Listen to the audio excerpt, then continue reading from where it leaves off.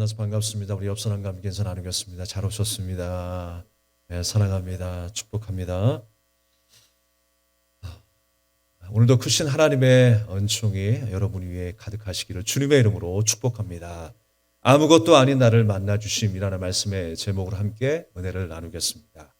2008년도 UCLA 대학에서 연구한 내용입니다.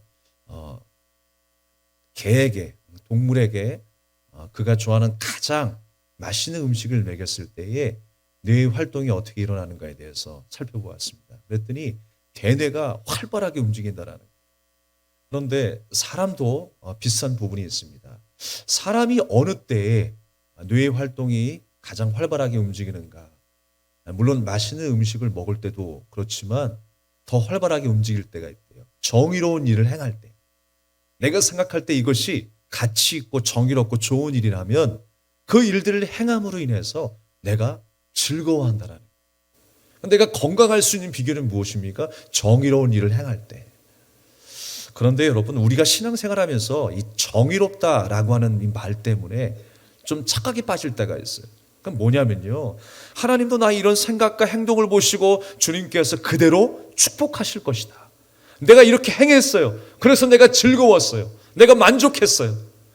이렇게 하면 하나님께서 축복하실 것 같다라고 하는 생각인 거예요. 그런데 나의 만족과 나의 즐거움에 상관없이 하나님의 방법은 다르다라고 하는 거예요. 하나님의 생각과 나의 생각이 다르다라고 하는 것입니다. 믿지 않은 사람들도 이런 마음은 다 갖고 있습니다. 그리고 이렇게 살아야 하는 것 당연한 것이죠. 우리가 정의를 지키고 정의를 즐거워하는 것 중요합니다. 그런데 다만 구원의 관점에 있어서 주님이 우리를 자녀 삼아주시는 그 일에 대해서는요, 내가 만족하고 행복할 만한 일이 아니라 하나님의 은혜가 아니면 아무것도 아닙니다 라고 하는 그 믿음의 고백이 있어야 한다는 거예요. 하나님의 은혜가 아니면 아무것도 기대할 수 없습니다 라고 하는 생각에는 우리가 흔들리지 말아야 한다는 거예요.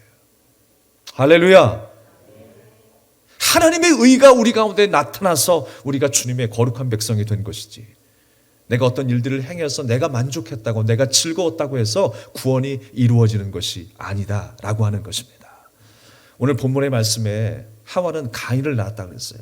그런데 1절 말씀에 보니까 가인을 낳았는데 내가 여호와로 말미암아 득남하였다라는 말을 했습니다. 우리가 흔히 득남하였다라고 이야기하면 아들을 낳았다라고 하는 표현 정도로 생각하지만, 내가 가인을 득남하였다라고 하는 말 속에는요, 사실 여러 가지 의미가 있습니다. 가인의 이름 속에 들어있는 의미도 그래요. 얻었다라고 하는 표현이에요. 그러니까 가인을 얻었다라고 하는 표현은요, 그냥 내가 아들을 낳았다라고 하는 표현이 아니라 그 가인이 장자잖아요. 그리고 아들이었잖아요. 그 아들에 대한 엄청난 기대가 지금 숨어 있어요. 기대 심리가 있는 거예요. 하나님께서 이 가인을 통해서 축복할 것이다. 하나님이 써내려 나가시는 그 하나님의 역사는 이 가인이라고 하는 사람을 통해서 이루어질 것이다. 펼쳐나갈 것이다 라고 하는 기대가 있어요. 그 사람의 마음속에 그런 기대가 있다라고 하는 것입니다. 그런데 아벨의 이름은 어떤 뜻입니까? 헛되다. 아무것도 아니다. 우리가 그 전도서에 보면 헛되다라고 하는 말이 참 많이 나오잖아요. 그 헛되다의 말이 바로 여기 나와 있는 거예요. 아벨의 이름의 뜻은 헛되다, 아무것도 아니다 라고 하시는 겁니다. 근데 여러분이 잘 아시는 바와 같이 오늘 가인과 아벨의 이야기가 어떤 이야기입니까? 우리가 항상 기억하는 것, 가인의 제사는 받지 않으시고 아벨의 예물은 하나님께서 받으셨다라고 하는 말씀이에요. 그렇다면 왜 가인의 것은 받지 않으시고 왜 아벨의 제물만 하나님께서 받으셨을까? 하나님이 기뻐하시는 제물은 따로 있다라고 하는 거예요. 그래서 많은 사람들이 생각할 때에 그 제물에만 항상 포커스가 맞춰져서, 가인은 농사를 지어서 농작물로 하나님 앞에 예배드렸기 때문에 하나님이 받지 않으신 거고, 하나님은 피의 제사를 받으셔야 되기 때문에 어린 양의 아벨의 그 첫 새끼를 받으셨다라고 이야기를 해요. 근데 사실 더 중요하게 우리가 생각해야 될 것은요, 어떤 제물이든지 사실 상관없어요. 하나님이 무엇은 기뻐 받으시고 무엇은 기뻐 받지 않으시고 그런 문제가 아니라는 겁니다. 중요한 것은요, 하나님 앞에 번제로 예배 드릴 때도 있지만 소제로 채소로 예배 드릴 때도 있어요. 그 제물이 중요한 게 아니다라고 하는 것입니다. 하나님이 기대하는 바와 내가 기대하는 바가 다르다라고 하는 거예요. 사람은 그렇습니다. 우리가 사람에 대한 기대를 할 때 어떤 개인적인 능력이라든지 신분과 배경 등을 고려해서 그 사람을 기대합니다. 이런 것이 없다고 하면 그 사람에 대한 기대가 달라져요. 아니, 기대조차 하지 못하게 될 것입니다. 또 그 사람이 가지고 있는 어떤 능력과 재력 등을 통해서 그 사람에 대한 기대가 더 풍성해질 수가 있습니다. 그 모든 것을 통해, 조건을 통해 뭔가를 할 수 있겠다라고 생각을 해요. 지금 하와가 가인을 낳으면서 장자인 가인을 생각했었을 때도 하나님께서 이 장자인 가인을 통해서 엄청난 일을 할 것이다, 축복하실 것이다 라고 하는 생각을 가지고 있을 거예요. 그러나 하나님의 생각과 나의 생각은 다르다라고 하는 것입니다. 하나님은 어떤 분이십니까? 모든 것이 없어도 모든 것이 가능하신 분이에요. 아무것도 없어도, 아무것도 아니어도 부족한, 연약한 나를 부르신 것 아니겠습니까? 그게 바로 하나님의 은혜예요.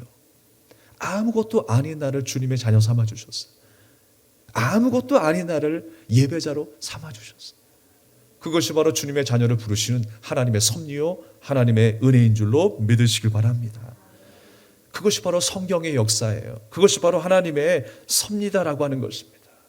하와가 가인이 장자였기 때문에 복을 받을 만한 모든 조건을 다 갖췄기 때문에 그렇게 생각했을지 모르겠습니다. 세상 사람들도 어떻게 생각합니까? 어떤 사람은 금수저, 어떤 사람은 흙수저, 그런 말들을 하면서 자신에게 주어진 어떤 그 조건으로 말미암아 이 사람이 복받았다, 복받지 못했다라고 이야기를 합니다. 복을 이야기할 때 그렇게 이야기를 해요. 금수저, 흙수저에 따라서 복받은 사람이고 복받지 못한 사람이라고 이야기를 합니다. 그렇게 인생을 평가합니다. 그러나 여러분, 복의 주체가 누구입니까? 복의 주체가 우리 조상 때 일궈놓은 어떤 부입니까? 명예입니까? 그렇지 않아요. 복의 주체는 바로 하나님이신 줄 믿습니다. 우리의 복의 근원이 바로 하나님이시다라고 하는 것을 믿는 사람이 주님의 자녀들이에요. 믿음의 성도들입니다.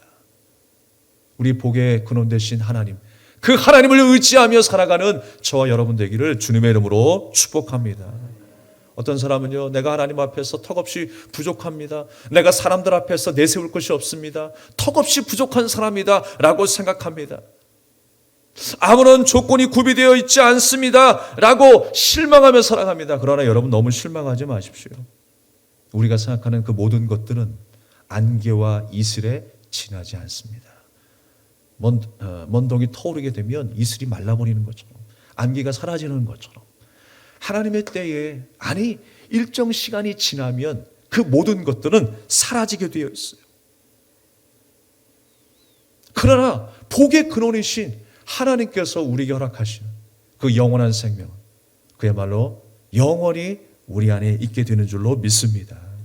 초라한 인생 가운데 영원한 생명이신 주님께서 찾아오셔야 우리는 진짜 복받은 사람인 거예요.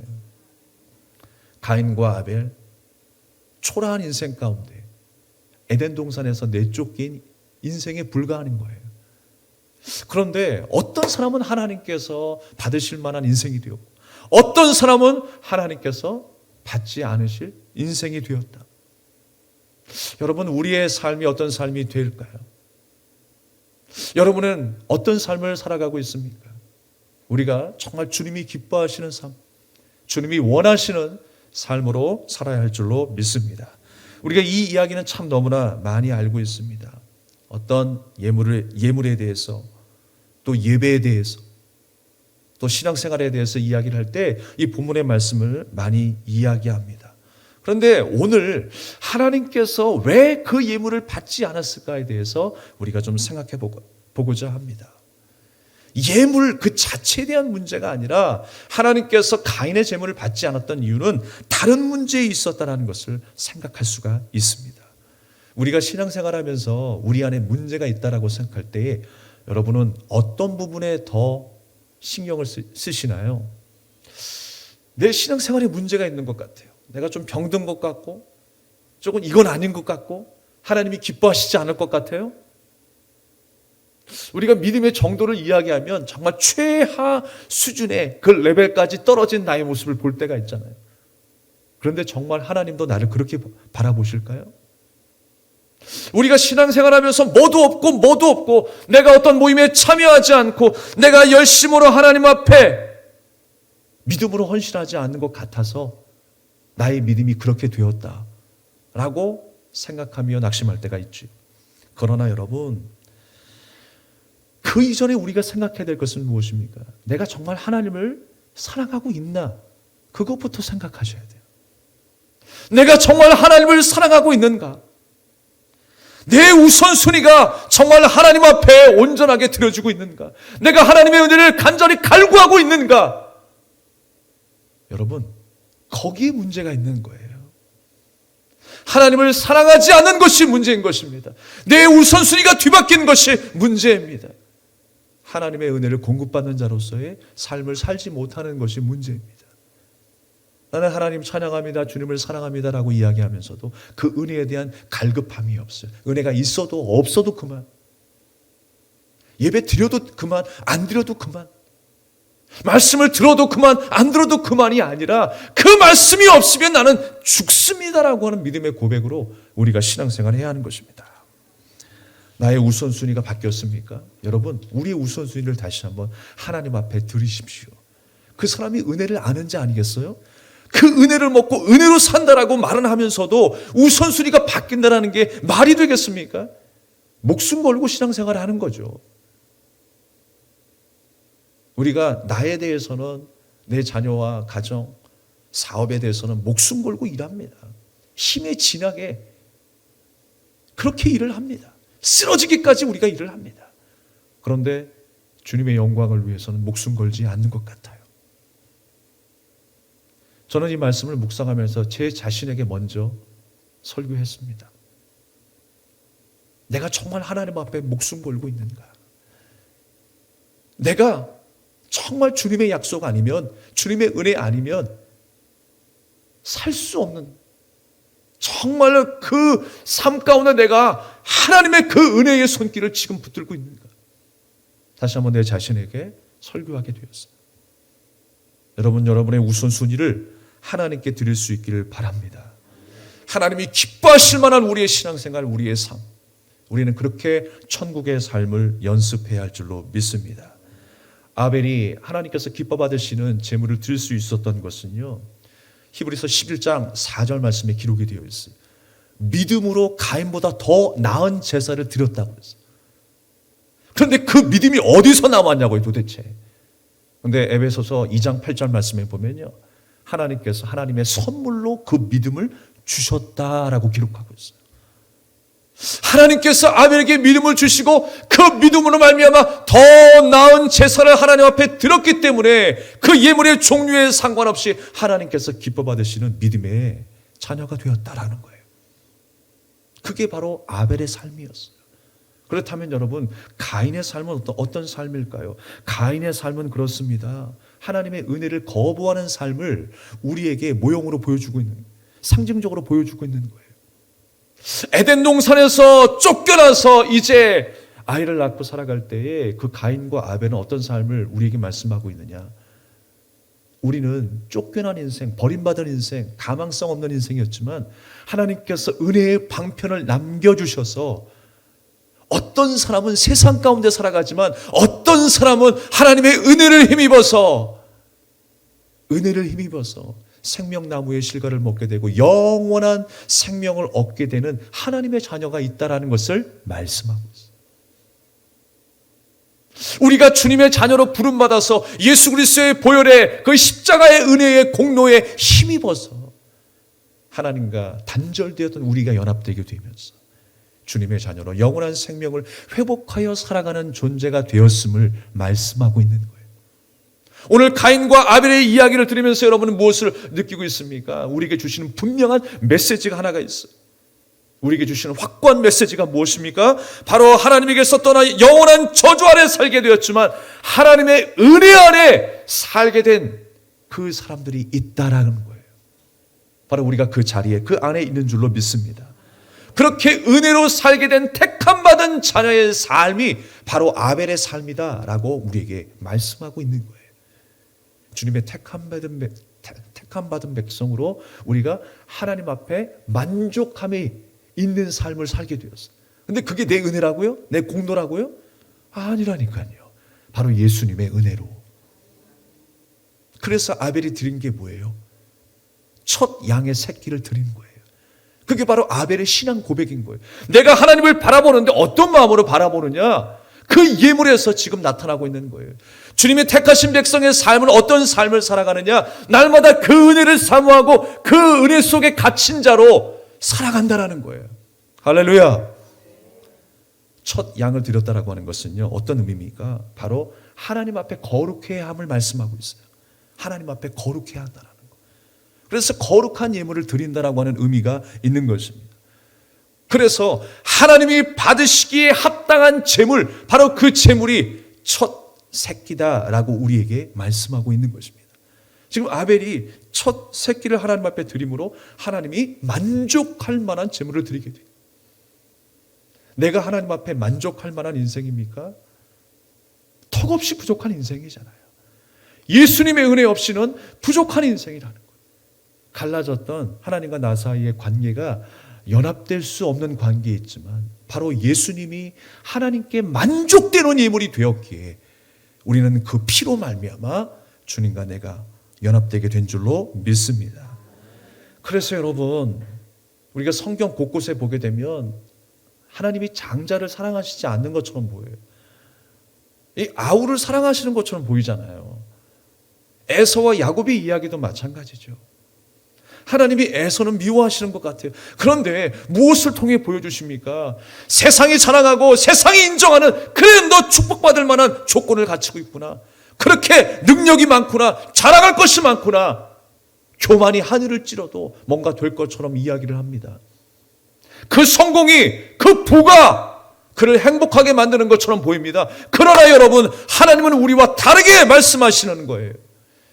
아벨과 같이 헛되고 아무것도 아닌 존재이지만, 연약하고 사기꾼과 같은 야곱이지만, 부족한 나의 모습이지만 주님께서 은혜로 나를 사랑하신다라고 말씀하시는 거예요. 내가 너를 사랑한다라고 말씀하시는 거예요. 아무 조건 없이 내가 너를 사랑한다라고 말씀하시는 거예요. 그것이 바로 나를 향한 하나님의 사랑인 줄로 믿습니다. 우리에게 부어주신 그 일방적이고 무조건적인 그 은혜, 그 은혜가 우리에게 부어주는 거예요. 그러니까 그 은혜에 우리는 감사하고 그저 송구한 마음으로 살아가는 거예요. 그게 바로 아벨의 마음이에요. 우리가 날마다 그 아벨의 마음, 그 아벨의 믿음으로 살아갈 수 있기를 주님의 이름으로 축복합니다. 이렇듯이 여러분, 우리는 이 가인이라고 하는 존재 때문에 늘 어려움을 당하며 살아갑니다. 핍박을 당하며 살아가요. 마치 아벨이 가인을 통해서 핍박을 당하고 죽임을 당하는 것처럼 우리가 이 세상의 그리스도인으로 살아가면서 세상 많은 사람들과 우리의 추구하는 바가 달라서 우리가 어려움을 당하고 핍박을 당할 때가 있을 거예요. 물론 우리가 세상의 질서 속에 살아가면서 우리가 함께 공유하고 함께 마음을 합해야 될 부분들은 분명히 우리가 함께 협조해야 합니다.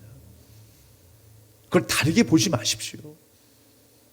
그렇지만 우리가 말씀에 의해서, 우리가 구원의 관점에서 우리가 바라볼 때에 우리는 이 세상과 다르게 살아갈 수밖에 없어요. 그래서 예수 그리스도께서 사시는 날 동안에 많은 핍박과 어려움들이 있었어요. 심지어 채찍을 맞으시고 십자가형의 처형을 당하셔서 죽임을 당하셨어요. 지금 가인과 아벨의 얘기가 예수님과 유대인의 관계 이야기하고 똑같은 판박입니다. 예수님께서도 그렇습니다. 누구에게 핍박을 받으셨습니까? 로마에게 핍박을 받은 게 아닙니다, 여러분. 유대인에게 핍박을 당하셨어요.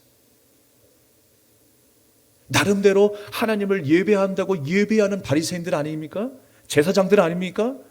하나님 앞에 제물을 드렸을 거예요. 거룩하고 준비됨으로 그의 삶과 그의 전통을 통하여 하나님 앞에 예배를 드렸을 것입니다. 그것이 바로 가인의 모습이었습니다. 그러나 하나님께서 그들의 예배를 기뻐하시겠어요? 기뻐하시지 않는 거예요. 오히려 예수님을 죽였어요. 가인이 아벨을 죽인 것처럼 예배를 드린다라고 하는 그 유대인들이 예수님을 죽여버렸어요.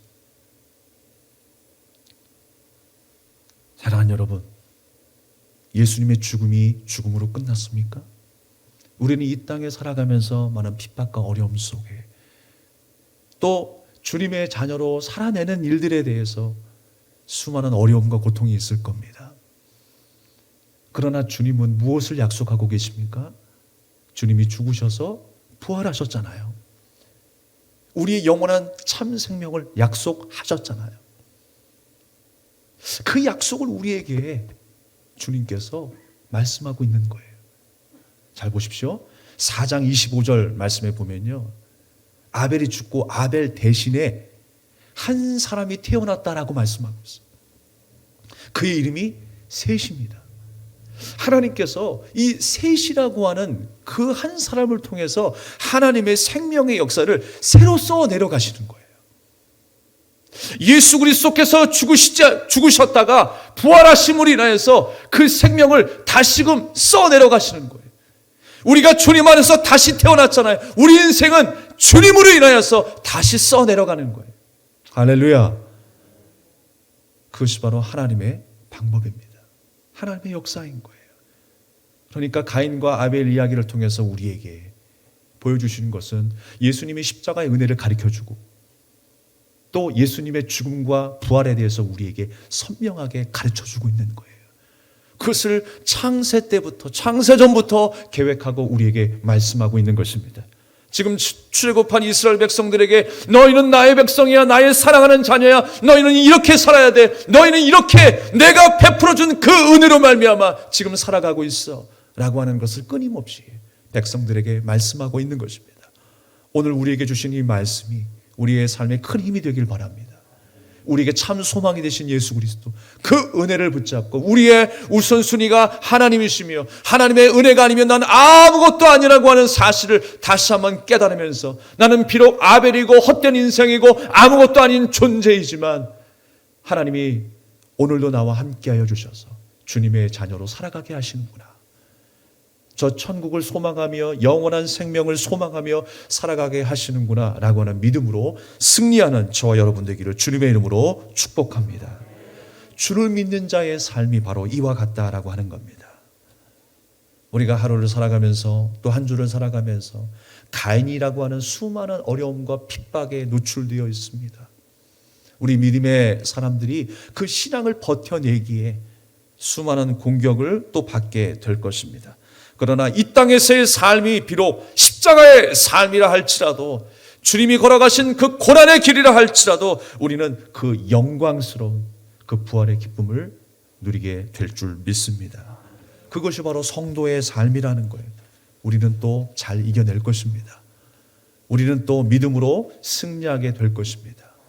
우리 주변에, 우리 앞에 나타나는 삶의 모습에 일희일비하지 마시고 오늘도 주님의 인도하심을 따르는 굳건한 주님의 자녀로 설 수 있기를 주님의 이름으로 축복합니다. 나는 아무것도 아니지만 주님이 나의 전부가 되시고 주님이 전능하시기에 우리의 모든 삶을 통하여 영광을 받으시고 우리의 삶 속에 큰 기쁨과 은혜로 회복시켜 주실 줄로 믿습니다. 여러분이 잘 아시는 그 하늘 소망이라고 하는 찬양이 있고요, 원하고 바라고 기도합니다 라고 하는 찬양을 지으신 그 민옥이 목사님이 계십니다. 그 민옥이 목사님이 여러 곳을 이제 순회하면서 집회를 인도하시는 가운데 어느 날이었다고 해요. 어느 날 개척교회에서 전화가 왔습니다. 서해안 어촌에서 작은 교회에서 전화가 왔습니다. 그곳은 담임 목사님이 계시지 않아서 어떠한 젊은 총각 전사님이 목회를 하고 계셨어요. 그런데 보통 이제 목사님이 계시지 아니하면 뭐 세례라든가 어떤 임명식을 할 수가 없죠. 또 축도를 할 수 없습니다. 그러는 가운데에 이제 이 민옥이 목사님이 찬양 집회를 열심히 열고 또 마무리하는 가운데 전사님이 오셔서 이렇게 부탁을 하시는 거예요. 목사님, 축도로 마무리를 해달라고 간절히 부탁을 하는 거예요. 그래서 목사님은 그냥 뭐 아무 생각 없다라고 하는 표현은 좀 그렇지만 매 주일마다 하는 축도니까 그냥 아무 특별한 생각 없이 축도를 했습니다. 근데 한 주 구석에서 막 흐느끼는 소리가 들리는 거예요. 그럼 왜 그런가 이제 예배가 끝나고 봤더니 80대 노인 그 할머니가 오셔서 목사님 손을 붙잡고 너무너무 감사하다라고 이야기를 하는 거예요. 그냥 평범하게 축도를 했을 뿐인데 얼마나 사모했는지 눈물을 흘리면서 축도해 주셔서 감사하다. 5년 동안 축도 받을 날만을 고대했다라는 거예요. 목사님, 제 소원이요, 목사님 축도 받고 하나님 품에 안기는 것이었는데 오늘 소원을 이뤘다는 거예요.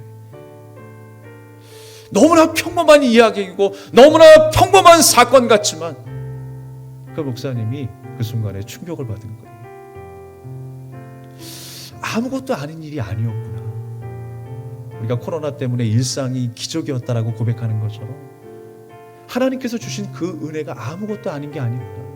내가 너무나 그렇게 하찮게 여겼구나 라고 생각이 되어서 그 목사님이 어디서든 어떤 곳에서 불러주든지 조건 없이 상황에 관계없이 하나님이 부르시는 그곳에 가야 되겠다, 쓰임받아야 되겠다라고 하는 그런 생각을 하시게 되었다는 것입니다. 그리고 원하고 바라고 기도합니다. 이 찬양을 언제 어떻게 작사 작곡하게 되었습니까?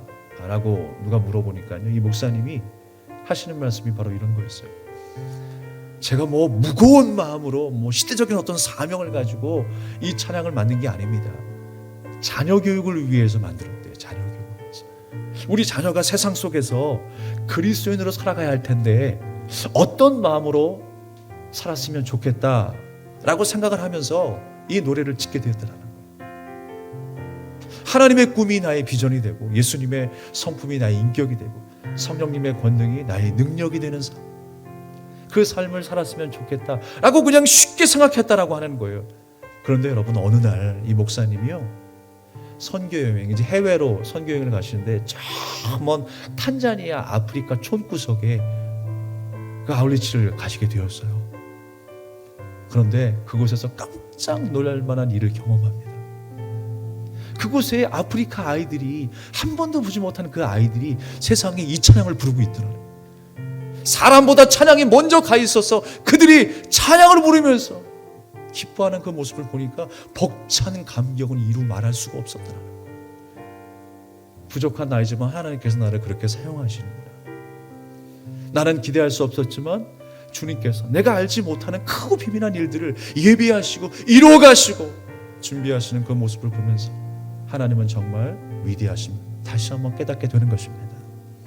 사랑하는 여러분, 우리의 연약함, 우리의 부족함 아무것도 아니지만 주님께서 나를 통하여 놀라운 일들을 행하실 줄로 믿습니다. 우리가 주님을 의지할 때, 어려움 속에서 우리가 다시 한번 주님을 바라보고 기도할 때 하나님께서는 우리가 꿈꾸고 우리가 계산하는 것, 그 모든 것 이상의 일들을 주님께서 이루어 가실 줄 믿습니다. 회복하여 온전하게 만드실 그 주님을 바라보며 승리하는 저와 여러분 되기를 주님의 이름으로 축복합니다. 우리 찬양가들과 함께 기도하겠습니다.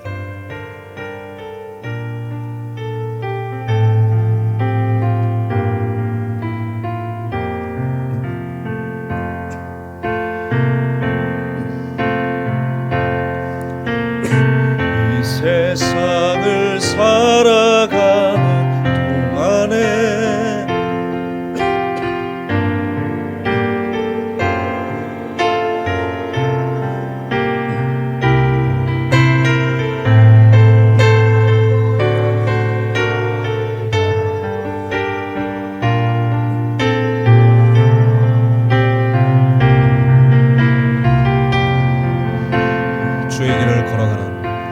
주의 길을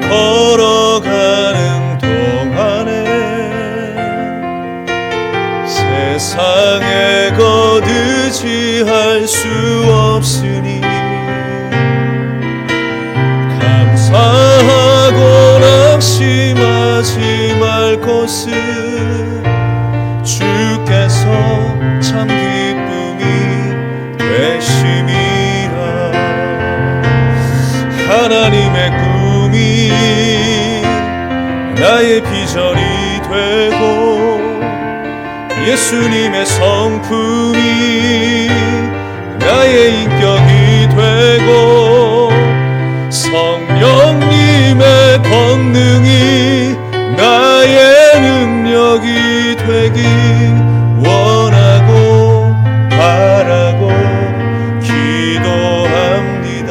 다시 한번 찬양하겠습니다. 이 세상을 살아가는 동안에 나의 힘을 의지할 수 없으니 기도하고 낙심하지 말 것을 주께서 참 소망이 되시니라. 주의 길을 걸어가는 동안에 세상에 거두지할 수 없으니 감사하고 낙심하지 말 것을 주께서 참 기쁨이 되심이라. 하나님의 꿈이 나의 비전이 되고 예수님의 성품이 나의 인격이 되고 성령님의 권능이 나의 능력이 되기 원하고 바라고 기도합니다. 하나님의 꿈이 나의 비전이 되고 예수님의 성품이 나의 인격이 되고 성령님의 권능이 나의 능력이 되길 원하고 바라고 기도합니다. 원하고 바라고 기도합니다. 우리 다 같이 주신 말씀을 기억하면서 우리 함께 기도하기를 원합니다. 아무것도 아닌 나를 만나주신 주님, 나에게 구원의 은혜를 베푸신 주님 한 분만으로 만족하며 감사하는 인생 살게 하여 주시옵소서. 내가 만들어 놓은 인생을 보며 즐거워하기보다 주님이 우리에게 주신 그 은혜의 삶을 기뻐하며 감사하며 주님이 부르시는 그 날까지 순종하며 살아갈 수 있는 주님의 거룩하고 빛된 자녀 되게 하여 주시옵소서. 우리 간절한 마음으로 기도하겠습니다. 하나님 아버지 은혜를 감사드립니다. 연약한 우리들을 불러주시고